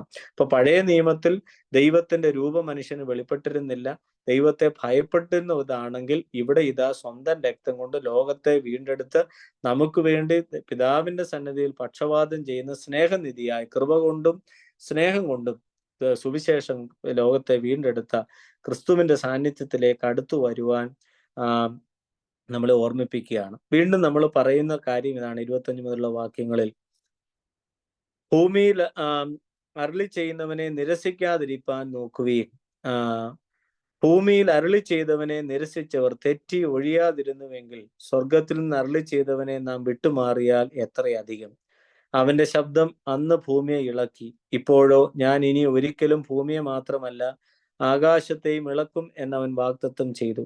ഇനി ഒരിക്കൽ എന്നത് ഇളക്കമില്ലാത്തതും നിലനിൽക്കേണ്ടതും നിർമ്മിതവുമായ ഇളക്കത്തിനുള്ള മാറ്റം വരും എന്ന് സൂചിപ്പിക്കുന്നു. ആകയാൽ ഇളകാത്ത രാജ്യം പ്രാപിക്കുന്നത് കൊണ്ട് നാം നന്ദിയുള്ളവരായി ദൈവത്തിന് പ്രസാദം പെരുമാറ് ഭക്തിയോടും ഭയത്തോടും സേവ ചെയ്യുക. നമ്മുടെ ദൈവം ദഹിപ്പിക്കുന്ന അഗ്നിയല്ലോ എന്ന് പറ. അപ്പൊ അവസാനം നമ്മളൊന്ന് ശ്രദ്ധിച്ച്, നമുക്ക് തരുന്ന ഏറ്റവും പ്രധാനപ്പെട്ട ഒരു കാര്യം എന്താണ്? ഒരു പെർമനന്റ് കോൺഫിഡൻസ് ആണ് നമുക്ക് തരുന്നത്. എന്താ? ഇളകാത്തതായ ഒരു രാജ്യം നമുക്കുണ്ട്. ആകയാൽ ഇളകാത്ത രാജ്യം പ്രാപിക്കുന്നത് കൊണ്ട് നാം നന്ദിയുള്ളവരായി ദൈവസന്നിധിയിൽ നമ്മൾ പ്രസാദത്തോടുകൂടെ ജീവിക്കണമെന്നാണ് പറയുക. ഇളകാത്ത രാജ്യത്തിന് വേണ്ടി പ്രാപിക്കുന്നത് കൊണ്ട് നാം നന്ദിയുള്ളവരായി ദൈവത്തിന് പ്രസാദം പെരുമാറ് ഭക്തിയോടും ഭയത്തോടും കൂടെ സേവ ചെയ്യാനാണ് പറയും. ഇവിടെ ഭയം എന്ന് പറയുന്നത് പേടിപ്പിക്കുന്ന ഒരു ഭയമല്ല. ഇവിടെ ഭയം എന്ന് പറയുന്നത് നിശ്ചയമായിട്ടും ഒരു ഡെഡിക്കേഷൻ എന്നുള്ള ഒരു അർത്ഥത്തിലാണ് ഭയം എന്ന വാക്ക് നമ്മൾ ഉപയോഗിക്കുന്നത്. അപ്പോ ഇവിടെ ഇളകാത്ത ഒരു രാജ്യം, നമുക്ക് സ്ഥിരമായി പ്രത്യാശ നൽകുന്ന ഒരു രാജ്യം, അതാണ് ഇളകാത്തതും ഉറപ്പുള്ളതുമായ ദൈവരാജ്യമാണ് നമ്മുടെ പ്രത്യാശയും ലക്ഷ്യവും. ആ ലക്ഷ്യത്തിനു വേണ്ടി വിശ്വാസം കൈവിടാതെ ഭക്തി പുരസരം ദൈവാരാധന നടത്തി ഓട്ടം സ്ഥിരതയോടെ ഓടുക. അവസാനം പറയുന്നൊരു കാര്യം എന്താണ്? നമ്മുടെ ദൈവം ദഹിപ്പിക്കുന്ന അഗ്നിയല്ലോ എന്ന് പറഞ്ഞാൽ അതിന്റെ അർത്ഥം എന്താ? അതിന്റെ ഇന്നർ മീനിങ് എന്താ? ദൈവം എല്ലാവരെയും നശിപ്പിക്കും. അഗ്നിയുടെ പ്രത്യേകത എന്താ? അഗ്നിയുടെ അടുത്തുകളിലേക്ക് നമ്മൾ ചെല്ലുമ്പോൾ അഗ്നി നമുക്ക് ചൂട് തരും. പലതും നമുക്ക് പോസിറ്റീവാണ്, പക്ഷേ എല്ലാ മാലിന്യങ്ങളും അഗ്നിയിൽ ഇല്ലാതെയാകും. അപ്പം അഗ്നിയോട് ചേർന്ന് നിൽക്കുമ്പോൾ നമുക്ക് ചൂട് ലഭിക്കുന്നു, പക്ഷെ എല്ലാ മാലിന്യങ്ങളും അഗ്നി നശിപ്പിച്ചില്ലാതെയാക്കും, അഗ്നി മലിനപ്പെടുത്തുമില്ല. അതാണ് ഏറ്റവും പ്രധാനപ്പെട്ട സന്ദേശം നമുക്ക് തരുന്നത്. അപ്പൊ നമ്മുടെ ദൈവം ദഹിപ്പിക്കുന്ന അഗ്നിയല്ലോ എന്ന് പറഞ്ഞാൽ അശുദ്ധിയോടുകൂടെ നമ്മൾ ദൈവസന്നിധിയിലൊക്കെ ആയിരിക്കുന്ന സമയത്തെല്ലാം നമുക്ക് ഈ അഗ്നിയിൽ നിന്ന് ദോഷം തീണ്ടാൻ സാധ്യതയുണ്ട് എന്നുള്ളൊരു മുന്നറിയിപ്പ് നമുക്ക് ലഭിക്കുകയാണ് എന്നുള്ളത് പ്രധാനമായിട്ട് പറയുവാണ്. അതുകൊണ്ട് നിങ്ങളുടെ ടെക്സ്റ്റിൽ കൊടുത്തിരിക്കുന്നതാണ് അതിന്റെ കണ്ടംപററി റെലവൻസ്. പരിശുദ്ധ മാമോദീസ വഴി ക്രിസ്തുവിന്റെ രാജ്യത്തിലേക്ക് പ്രവേശനം ലഭിച്ച വിശ്വാസികൾക്ക് സിയോൻ പർവ്വതത്തിലേക്ക് കയറുവാൻ കഴിയും. ഇതാണ് ഏറ്റവും പ്രധാനപ്പെട്ട കാര്യം. വിശ്വാസത്തിന്റെ നായകനും പൂർത്തി വരുത്തുന്നതിനുമായ ക്രിസ്തുവിനെ മാമോദീസായിലൂടെ ഏറ്റുപറഞ്ഞ് സ്വീകരിച്ച ഏതൊരു വ്യക്തിക്കും പുതിയ നിയമസഭയായ സിയോൻ പർവ്വതത്തിന്റെ അനുഭവത്തിലേക്ക്, ദൈവരാജ്യത്തിന്റെ അനുഭവത്തിലേക്ക് കയറുവാൻ കഴിയും. രക്ഷാകരമായി വിശുദ്ധ കുർബാന അനുഷ്ഠിക്കുന്നതിൽ കൂടി അത് സാധ്യമാകും. വിശുദ്ധ കുർബാന ഏറ്റവും വലിയ സ്തോത്രാർപ്പണമാണ്. നമ്മൾ സ്തോത്രത്തോടെ ഇരിക്കണമെന്നാണല്ലോ പറയുന്നത്. യൂക്കറിസ്റ്റ്, ആ വാക്കിന്റെ അർത്ഥം തന്നെ സ്തോത്രം അർപ്പിക്കുക എന്നുള്ളതാണ്. അതിൽ കൂടി നാം ദൈവത്തിന് സ്വീകാര്യമായ ആരാധന അർപ്പിക്കുന്നു. അതുവഴി ദൈവ സാന്നിധ്യം നാം ഉറപ്പിക്കുകയും ചെയ്യുന്നു എന്നുള്ളതാണ് പ്രധാനമായ കാര്യം. അപ്പം നമ്മൾ ഇന്ന് പഠിച്ച അധ്യായത്തിൽ പ്രധാനമായിട്ട് നമ്മൾ ഓർക്കേണ്ടത് ഇത്രയേ ഉള്ളൂ. വിശ്വാസ ജീവിതം ഒരു വലിയ ഓട്ടമാണ്. ഒരു പോർക്കളത്തോട്, ഒരു ഓട്ടക്കളത്തോട് സാദൃശ്യമായിരിക്കുന്നു. ഭൗതിക അവസ്ഥയിൽ ഒരു ഓട്ട മത്സരത്തിന് എന്തെല്ലാം തയ്യാറെടുപ്പുകൾ ഒരു വ്യക്തി ചെയ്യുന്നു, അതുപോലെ തന്നെ ആത്മീയ ജീവിതത്തിനും ഇത് ആവശ്യമാണ്. അപ്പോൾ അതിന് നമ്മളെ സഹായിക്കുന്നതാണ് വിശുദ്ധ ജീവിതവും നമ്മുടെ ക്രമമായിട്ടുള്ളതായ സ്പിരിച്വൽ ലൈഫും എന്ന് പറയുന്നത്. പാപവും സകല പാപവും മുറുകെ പറ്റി നമ്മളല്ലാതാക്കുന്ന എല്ലാ ദുസ്വാധീനങ്ങളിൽ നിന്ന് വിട്ടു നിന്നാൽ മാത്രം ഈ ഓട്ടം സ്ഥിരതയോടെ ഓടാൻ സാധിക്കുകയുള്ളൂ. ഈ ഓട്ടത്തിൽ നമ്മുടെ ലക്ഷ്യം കർത്താവാണ്, ക്രിസ്തുവാണ് എന്നുള്ള ലക്ഷ്യത്തിൽ നമ്മൾ പോവുക. അപ്പം ഈ ഒരു ലക്ഷ്യത്തിൽ നമ്മൾ മുൻപോട്ട് നീങ്ങുമ്പോൾ പല സമയങ്ങളിലും നമുക്ക് തളർന്നു പോകാൻ സാധ്യതയുണ്ടാകും. ആ സമയത്ത് വിശ്വാസത്തിന്റെ നായകനും പൂർത്തീകരിക്കുന്നവനുമായ ക്രിസ്തുവിലേക്ക് നമ്മൾ നോക്കുക. പിന്നീട് എല്ലാവരോടും സമാധാനമായിരിക്കുക, വിശുദ്ധി പാലിക്കുക, ഹൃദയത്തിൽ നിന്ന് വിദ്വേഷം നീക്കിക്കളയുക, നമ്മുടെ ഒരു വെൽ ഡിസിപ്ലിൻഡ് ആയിട്ടുള്ള ഒരു മോറൽ ലൈഫ് ചെയ്യുക. ഈ ഒരു കാര്യം നമ്മുടെ ഓട്ടത്തിന് വളരെയേറെ പ്രചോദനമായിരിക്കും. മാത്രവുമല്ല, സാക്ഷികളുടെ വലിയ സമൂഹം, നമുക്ക് മുൻപ് വിശ്വാസം ഏറ്റുപറഞ്ഞ് കടന്നുപോയ സാക്ഷികളുടെ വലിയ സമൂഹം നമുക്ക് ചുറ്റും നിൽക്കുന്നുണ്ട്. അവരുടെ വലിയ പ്രാർത്ഥനയും പ്രോത്സാഹനവും നമ്മുടെ ഓട്ടത്തിന് സഹായകരമാകും എന്നുള്ളതും നമ്മെ ഓർമ്മിപ്പിക്കും. പിന്നീട് അവസാനം പറയുന്ന പ്രധാനപ്പെട്ട കാര്യം ഇതാണ്. പുതിയ നിയമത്തും പഴയ നിയമവും തമ്മിലുള്ള ഒരു ചെറിയ ഡിസ്റ്റിങ്ഷൻ. പഴയ നിയമത്തിൽ ദഹിപ്പിക്കുന്ന അഗ്നി, കൊടുങ്കാറ്റ്, ഭീകര ശബ്ദം, അടുത്തിയെല്ലാൻ പേടി, ഇതൊക്കെ ആയിരുന്നെങ്കിൽ പുതിയ നിയമത്തിൽ ഇതാ പിതാവിന്റെ വലത്തുഭാഗത്തിരിക്കുന്ന പുത്രൻ മനുഷ്യവേഷം പൂണ്ട് ജഡമെടുത്ത് ജഡധാരണം ചെയ്ത് നമ്മുടെ അടുക്കലേക്ക് വന്നു. അവൻ കൃപ കൊണ്ടും സ്നേഹം കൊണ്ടും ലോകത്തെ വീണ്ടെടുത്തു. ആ കൃപ കൊണ്ടും സ്നേഹം കൊണ്ടും ലോകത്തെ വീണ്ടെടുത്ത കർത്താവ് പിതാവിന്റെ സന്നിധിയിൽ നമുക്ക് വേണ്ടി പക്ഷവാദം ചെയ്യുന്നു. എപ്പോൾ? ന്യായവിധിയുടെ സമയത്ത്. ആ ന്യായവിധിയുടെ സമയത്ത് നമുക്ക് വേണ്ടി പക്ഷവാദം ചെയ്യുന്ന കർത്താവിനെ നമ്മൾ ഒരിക്കലും മറന്നു കളയുവാനായിട്ട് ഇടയാകരുത് എന്നുള്ളൊരു ബോധ്യമാണ്. അപ്പോൾ മാത്രവുമല്ല, ഈ ഒരു വലിയ അനുഭവം, ഈ പുതിയ നിയമത്തിൽ നമ്മളെ വീണ്ടെടുത്ത ക്രിസ്തുവിന്റെ വലിയ മധ്യസ്ഥതയുടെ അനുഭവം, അത് നമ്മൾ അനുഭവിക്കുന്നത് സഭയ്ക്കുള്ളിലാണ്, സഭയോടുള്ള ഒരു കൂട്ടായ്മയിലാണ്. ഒരു എക്ലീസിയോളജിക്കൽ സിഗ്നിഫിക്കൻസ് അവിടെ നമുക്ക് ലഭിക്കുകയാണ്. ഈ ഉറപ്പും പ്രത്യാശയും നമ്മുടെ മനസ്സിൽ വെക്കുക. അതുകൊണ്ട് നന്ദിയുള്ളവരായി, സമാധാനത്തോടെ നന്ദിയുള്ളവരായി അനുദിനം നമ്മൾ ദൈവസന്നിധിയിലായിരിക്കാനായിട്ട് ഓർക്കുക. നമുക്ക് ഇളകാത്തൊരു രാജ്യമുണ്ട് എന്നുള്ളൊരു ബോധ്യം നമുക്കുണ്ടാകണം. അതേസമയം ദൈവം സ്നേഹമാണ്. ഈ ബോധ്യത്തിനോടൊപ്പം തന്നെ അവൻ ദഹിപ്പിക്കുന്ന അഗ്നിയാണെന്നുള്ളൊരു ബോധ്യവും ഉണ്ടാകണം. സ്നേഹത്തിൽ നിന്ന് ഉയരുന്ന ഒരു ഭയവും സമർപ്പണവും നമുക്ക് നിശ്ചയമായിട്ടും നമ്മുടെ ആത്മീയ ജീവിതത്തെ കരുപ്പെടുത്തുവാനായിട്ട് സാധിക്കും എന്നുള്ളതാണ്. അപ്പോൾ എബ്രായ ലേഖനം 12-ാം അധ്യായത്തിന്റെ നട്ട്ഷെൽ ഇതാണ്. വളരെ സിമ്പിളാണ്, നമുക്ക് വായിച്ചാൽ പെട്ടെന്ന് മനസ്സിലാവുന്ന കാര്യങ്ങളേ ഉള്ളൂ. നിങ്ങളുടെ ടെക്സ്റ്റ് ബുക്കിൽ പേജ് നമ്പർ 41 മുതൽ അധ്യായം 6 ഓട്ടം സ്ഥിരതയോടെ ഓടുക, ഞാൻ ഈ പറഞ്ഞ കാര്യങ്ങളെല്ലാം അതിനകത്തിൽ വിശദീകരിച്ചിട്ടുണ്ട്. ഇനിയും ഒരു അധ്യായം കൂടെ, ഒരു ക്ലാസ് കൂടെ മാത്രം നമുക്ക് മതിയാവും. ഒരു ഒറ്റ അധ്യായം കൂടെ മാത്രമാണ് നമുക്ക് അവശേഷിക്കുന്ന വിശ്വാസികളുടെ കർത്തവ്യം എന്നുള്ളത്. അതൊക്കെ വളരെ സിമ്പിളാണ്. നമുക്ക് വായിക്കുമ്പോൾ തന്നെ മനസ്സിലാക്കാവുന്ന, ഡയറക്റ്റ് ആയിട്ട് തന്നെ ഐഡിയോളജീസ് കമ്മ്യൂണിക്കേറ്റ് ചെയ്യുന്ന സിമ്പിൾ ലാംഗ്വേജും സിമ്പിൾ കണ്ടൻസും ആണ് ഉള്ളത്.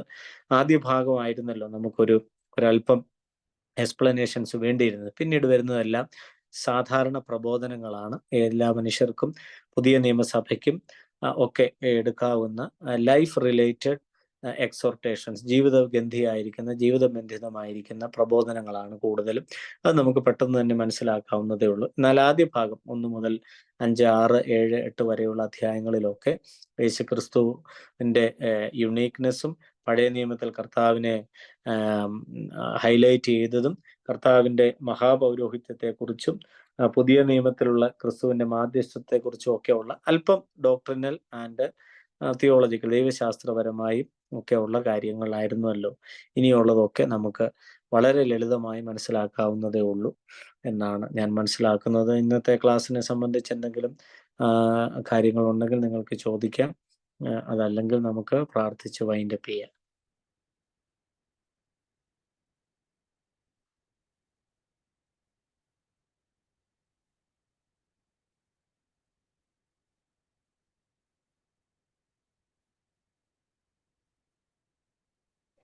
അച്ഛാ, ഒരു സംശയമുണ്ട്. പറഞ്ഞാട്ടെ. ഒരു ചെറിയൊരു സംശയം. ഈ ഏശാവിന് പഴയ നിയമത്തിന്റെ ഒരു പ്രത്യേകത കൊണ്ടാണോ മാനസാന്തരത്തിന് അവസരം കൊടുക്കാതിരുന്നത്? പുതിയ നിയമത്തിൽ പ്രകാരം അതിപ്പം പുതിയ യേശുക്രിസ്തുവിന്റെ ശേഷം അല്ല, യേശുക്രിസ്തുവിന്റെ സമയത്തായിരുന്നു സംഭവിച്ചിരുന്നെങ്കിൽ അത് ഡിഫറെന്റ് ആകുമായിരുന്നു. കാരണം നമ്മളെപ്പോഴും പറയുന്ന തെറ്റ് ചെയ്താലും മാനസാന്തരപ്പെട്ടാൽ നമുക്ക് ദൈവം ക്ഷമിക്കൂ എന്നുള്ളൊരു. അതെ, അത് അപ്പൊ യേശാവിന് എന്തുകൊണ്ടാണ് അത് കിട്ടാതിരുന്നത്? അത് പഴയ നിയമത്തിന്റെ ഒരു പ്രത്യേകത കൊണ്ടാണോ? ചോദിച്ച ചോദ്യം നല്ലതാണ്. ഞാനിപ്പം എൻ്റെ പരിമിതമായ അറിവിൽ നിന്നുകൊണ്ട് ഒരു ഉത്തരം പറയാം. മറ്റ് ആഴമായ ദൈവിക ബോധ്യങ്ങൾ നിങ്ങൾക്ക് ലഭിക്കുന്ന പക്ഷം അതും വിനിയോഗിക്കാം. എൻ്റെ മനസ്സിലെ ചിന്ത, ഏശാവ് പ്രധാനമായും സഹോദരന്റെ അടുക്കൽ, യാക്കോബിന്റെ അടുക്കൽ വന്നിട്ട് ജ്യേഷ്ഠാവകാശം അവന് വിറ്റ് കളഞ്ഞു എന്നുള്ളത് ഒരു പായസത്തിന് വേണ്ടി മാത്രമാണ്. പിന്നീട് തിരിച്ചു വന്നപ്പോൾ നമ്മൾ ഒരർത്ഥത്തിൽ നോക്കിയാൽ യാക്കോബ് കൗശലത്തിലൂടെ പലതും നേടിയെടുക്കുകയും ചെയ്യുന്നതായിട്ടാണ് നമ്മുടെ ഒറ്റ ഒരു സിമ്പിൾ റീഡിങ്ങിൽ നമ്മൾ മനസ്സിലാക്കുന്ന ഒരു പ്രധാനപ്പെട്ട കാര്യം അതാണ്. അത് നമുക്ക് അങ്ങനെയാണ് അതിനെ കാണുന്നത്. ഈ പഴയ നിയമത്തിൽ പല സമയത്തും നമുക്ക് ഈ വ്യാഖ്യാനിക്കുവാൻ പറ്റാത്ത തരത്തിലുള്ള ചില ഇന്റർവെൻഷൻസ് നമുക്ക് കാണാനായിട്ട് സാധിക്കും. ഉദാഹരണമായിട്ട് പറഞ്ഞാൽ, ഇപ്പം യാക്കോബ് അമ്മ അവനെ ഏശാവിൻ്റെ ഉടുപ്പിടുവിച്ച് അനുഗ്രഹമെല്ലാം അവനെടുക്കുന്നു. യാക്കോബ് അനുഗ്രഹിക്കപ്പെട്ടവനായിട്ട് പോകുന്നു. പിന്നീട് ഏശാവ് വന്ന് കരയുന്നു. അപ്പൊ ചുരുക്കി പറഞ്ഞാൽ, നമ്മളൊന്ന് ജനറൽ സെൻസ് ചിന്തിക്കുമ്പോൾ അതൊക്കെ ഒരു ശരിയാണോ? ഒരു ഇങ്ങനൊക്കെയാണോ നമുക്ക് ചെയ്യേണ്ടത്? മാത്രമൊന്നല്ല, പുതിയ നിയമത്തിൽ യേശാവിന് അനുഗ്രഹമൊക്കെ കൊടുത്തെന്ന് പറഞ്ഞാലും യാക്കോബിന് അനുഗ്രഹം കൊടുത്തെന്ന് പറഞ്ഞാൽ യേശാവിനെ കൂടെ അനുഗ്രഹിക്കാൻ ഇസഹാക്കിന് ബാധ്യതയില്ലേ എന്നൊക്കെ നമുക്ക് വേണമെങ്കിൽ ചിന്തിക്കാം. അത് ന്യായമായ സംശയമാണ്. പക്ഷെ ഇവിടെ നമ്മൾ മനസ്സിലാക്കേണ്ട ഒരു പ്രധാനപ്പെട്ട കാര്യം, ഈ പഴയ നിയമത്തിന്റെ ലിമിറ്റേഷൻസിനെ ഇതെല്ലാം കാണിക്കുന്നു. മുമ്പേ ഈ ചോദ്യം ചോദിച്ച ആളാരാന്ന് എനിക്കറിയില്ല. ചേച്ചി ആന്റി പറഞ്ഞതുപോലെ തന്നെ പഴയ നിയമത്തിൽ അതിന് ചിലപ്പോൾ സോമിനിയാന്നോ? അത് ശരി, ഓക്കെ, താങ്ക് യു സോമിനി. അത് പഴയ നിയമത്തിന്റെ പരിധികളെയാ ഇത് കാണിക്കുന്നത്. പഴയ നിയമത്തിൽ ചില പരിധികൾ ഉണ്ടായിരുന്നു, ചില കാര്യങ്ങൾക്ക് ഒരു ലിമിറ്റേഷൻ ഉണ്ടായിരുന്നു. ഇപ്പം ചേട്ടനെ അനിയനെ അനുഗ്രഹിച്ചു, ഞാൻ മൊത്തം കൊടുത്തു, ഇനി നിനക്ക് തരാൻ എൻ്റെ ഒന്നുമില്ല. ഇപ്പൊ പഴയ നിയമത്തിന് വീണ്ടെടുക്കുന്ന ഒരു പരിധിയുണ്ട്. ഇപ്പൊ കുഞ്ഞാടിന്റെ രക്തം കൊണ്ടും ബലിയർപ്പണം കൊണ്ടും യാഗങ്ങൾ കൊണ്ടും വീണ്ടെടുക്കുന്നതിന് ഒരു ലിമിറ്റേഷൻ ഉണ്ട്. നിങ്ങൾ പുതിയ നിയമത്തിലേക്ക് വരുമ്പോൾ അവിടെ പരിധികളില്ലാത്ത സ്നേഹത്തിലൂടെ മനുഷ്യനെ വീണ്ടെടുക്കുന്ന ഒരു ദൈവത്തെയാണ് കാണുന്നത്. അപ്പം ഇസഹാക്ക് പഴയ നിയമത്തിന്റെ പ്രതിനിധിയായി നിന്നുകൊണ്ട് പരിധികളുള്ള ഒരു മനുഷ്യനായി അവനെ അനുഗ്രഹിക്കുകയും ഈ കാര്യങ്ങളൊക്കെ ചെയ്യുകയും ചെയ്യുമ്പോൾ പുതിയ നിയമത്തിന്റെ മധ്യസ്ഥനായ യേശു ക്രിസ്തു പരിധികളില്ലാതെ എല്ലാവരെയും സ്നേഹിക്കുകയും അവസാനം മാനസാന്തരപ്പെടുന്നവനെയും ദൈവരാജ്യത്തിന്റെ അനുഭവത്തിലേക്ക് ചേർത്താൻ തക്കവണ്ണമുള്ള ഒരു വിശാല മനസ്സോടുകൂടെ നിൽക്കുന്ന ഒരു പ്രതീകവുമായിട്ടാണ് കാണുന്നത്. നിശ്ചയമായിട്ടും അത് പുതിയ നിയമത്തിലായിരുന്നെങ്കിൽ 100% യാക്കോബിന് ഏശാവിന് അനുഗ്രഹം കിട്ടിയേനെ. നമുക്ക് തന്നെ അറിയാമല്ലോ, മുടിയൻ പുത്രൻ തിരിച്ചു വന്നപ്പം 100% അവനെ കൈക്കൊള്ളുന്ന ഒരു അപ്പന്റെ ഉപമ കർത്താവ് പറഞ്ഞെങ്കിൽ ഏശാവിനെ നിശ്ചയമായിട്ടും കൈക്കൊള്ളും. നല്ല ചോദ്യമാണ്, നല്ല ചോദ്യം. നമുക്ക് കൂടുതൽ ഇത്തരം കാര്യങ്ങൾ വായിക്കാനും പഠിക്കാനും ഒക്കെ പറ്റുന്നതാണ്. നിങ്ങൾക്കും നിങ്ങളുടേതായ അന്വേഷണങ്ങൾ നടത്താം. ഞാനിപ്പോൾ ഈ പറഞ്ഞ ഉത്തരം കൊണ്ട് മാത്രം തൃപ്തിപ്പെടണമെന്നോ അല്ലെങ്കിൽ അതിലാണ് പൂർണ്ണ ശരിയെന്നോ വിചാരിക്കേണ്ട. നമ്മുടേതായ അന്വേഷണങ്ങളിലൂടെ പുതിയ ഉത്തരങ്ങൾ കണ്ടെത്തുകയും ചെയ്യാം. പക്ഷെ ഇതൊരു പഴയ നിയമത്തിന്റെ പരിമിതികളെയാണ് എപ്പോഴും കാണിക്കുന്നത്. ഇപ്പം ഒരുത്തനെ കൊന്നു, അവരുടെ ഒരു കുറ്റത്തിൽ പിടിച്ചു, അവനെ കൊന്നു കളയണം. അപ്പം വീണ്ടെടുപ്പിന്റെ സാധ്യതകൾ കുറവുള്ള ഒരു അനുഭവമായിട്ടാണ് എപ്പോഴും പഴയ നിയമത്തിൽ. പുതിയ നിയമത്തിൽ വന്നിട്ട് വീണ്ടെടുപ്പിന്റെ സാധ്യത ഇച്ചിരൂടെ അങ്ങ് കൂട്ടുക. അവിടെ വേശ്യാസ്ത്രീകൾക്കും അല്ലാതിരുന്നവർക്കും എല്ലാവർക്കും ആ വീണ്ടെടുപ്പിന്റെ സാധ്യത മനോഹരമാക്കി കൊടുക്കുന്ന ക്രിസ്തുവിന്റെ ചിത്രമാണ് നമ്മൾ അവിടെ കാണുന്നത്. Okay, thank you. ഇനിയും എന്തെങ്കിലും ഉണ്ടോ? റൂബി, ഇനി നെക്സ്റ്റ് ക്ലാസ് എന്നാ?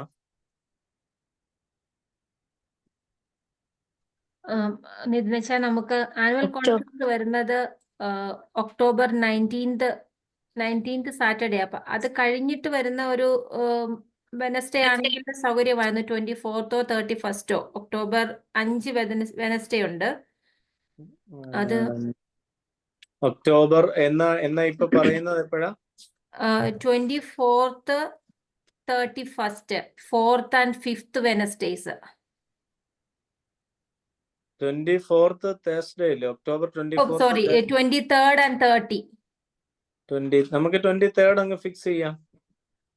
ഓക്കെ, ആ ഒരു ഇത് കൊണ്ട് നമുക്ക് അങ്ങ് കംപ്ലീറ്റ് ചെയ്യാമല്ലോ അല്ലേ? ഒരു ചാപ്റ്ററും കൂടെ ഉള്ളു വെച്ചാ ഇനിയും. അതെ, ഒരു ചാപ്റ്റർ കൂടെ ഉള്ളു. അപ്പൊ അതുകൊണ്ട് നമുക്ക് അങ്ങ് വൈൻഡ് അപ്പ് ചെയ്യാമല്ലോ 23rd കൊണ്ടല്ലേ? എന്തോ പറയുന്നു?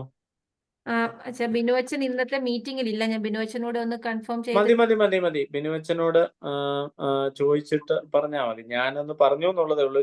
23rd നമുക്ക് വെനസ്ഡേയിൽ നമുക്ക് ലാസ്റ്റ് ഇതുകൂടെ എടുക്കാം. പിന്നെ വേണേ 30th വേണേ ഒരു ദിവസം പോലെ വല്ലോ നമുക്ക് വെക്കാം. നവംബറിലല്ലേ എക്സാം? അതെ, നവംബർ 16th എക്സാം. അപ്പൊ അതിനുശേഷം പിന്നീട് വേണമെങ്കിൽ പിന്നെ വരുന്ന ഇതൊക്കെ നിങ്ങൾക്ക് വായിച്ച് മനസ്സിലാക്കാനോ പഴയ ക്വസ്റ്റ്യൻ പേപ്പർ നിങ്ങളുടേതായ നിലയിൽ റിവ്യൂ ചെയ്യാനോ ഒക്കെ വേണമെങ്കിൽ സമയം എടുക്കാം. മതി. അച്ഛനോട് ചോദിച്ചിട്ട് പറഞ്ഞാൽ മതി. ഇപ്പൊ ഞാനിപ്പോ 23rd ഞാൻ ബ്ലോക്ക് ചെയ്തിട്ടുണ്ട് കേട്ടോ. താങ്ക് യു അച്ഛാ. ഇന്നത്തെ ഈ അനുഗ്രഹിക്കപ്പെട്ട മധ്യസ്ഥ പ്രാർത്ഥനയിലും ബൈബിൾ സ്റ്റഡിയിലും നമ്മോടൊപ്പം ആയിരിക്കുവാനും ഇതിന് നേതൃത്വം നൽകുവാനും ഒക്കെയും നമ്മളെ സഹായിച്ച നിതിൻ അച്ഛനോടുള്ള എല്ലാ നന്ദിയും സ്നേഹവും MMVS പേരിലും ഈ പ്രാർത്ഥനയിലും ഈ ബൈബിൾ സ്റ്റഡിയിലും ഇന്ന് സംബന്ധിച്ച എല്ലാവരുടെയും പേരിൽ അറിയിച്ചു കൊള്ളുന്നു. 4 കാര്യങ്ങളാണ് നമ്മളോട് കൂടുതലായിട്ട് 12ാം അധ്യായത്തിൽ എബ്രായർ 12ാം അധ്യായത്തിൽ പറഞ്ഞിരിക്കുന്നത്. നമ്മൾ സമാധാനമുള്ളവരായിരിക്കണം, സാന്റിഫൈഡ് വിശുദ്ധിയുള്ള ഒരു ജീവിതമുള്ളവരായിരിക്കണം, വിദ്വേഷങ്ങളെ എല്ലാം മാറ്റി ഡിസിപ്ലിൻഡ് ആയിട്ടുള്ള ഒരു സ്പിരിച്വൽ ലൈഫിൽ മുന്നോട്ട് പോകുവാണെങ്കിൽ നമുക്ക് ഓട്ടം ജയിക്കുവാൻ പറ്റും. അച്ഛാ, എല്ലാം വെരി ക്ലിയർ ആയിരുന്നു, എല്ലാ മെസ്സേജുകളെല്ലാം. അച്ഛാ, ലോട്ട്സ് ഓഫ് താങ്ക് യു. ദൈവം അനുഗ്രഹിക്കട്ടെ. Okay, thank you. നമുക്ക് പ്രാർത്ഥിച്ച് അവസാനിപ്പിക്കാം. പിതാവാം ദൈവത്തിന്റെ സ്നേഹവും ഏകജാതനായ പുത്രന്റെ കൃപയും പരിശുദ്ധ റൂഹായുടെ സംബന്ധവും സഹവാസവും മാതാവിന്റെയും വിശുദ്ധരുടെയും മധ്യസ്ഥതയും കർത്താവെ ഞങ്ങളെല്ലാവരുടെ മേലും ഞങ്ങളുടെ ഈ തിരുവചന പഠനത്തിന്റെ മേലും ഞങ്ങളുടെ ഭവനങ്ങളുടെ മേലും ഏറ്റെടുക്കുന്ന ഞങ്ങളുടെ എല്ലാ ദൗത്യങ്ങളുടെ മേലും ഇപ്പോഴും എല്ലാ നാളും എന്നേക്കും ഉണ്ടായിരിക്കുമാറാകട്ടെ. ആമേൻ.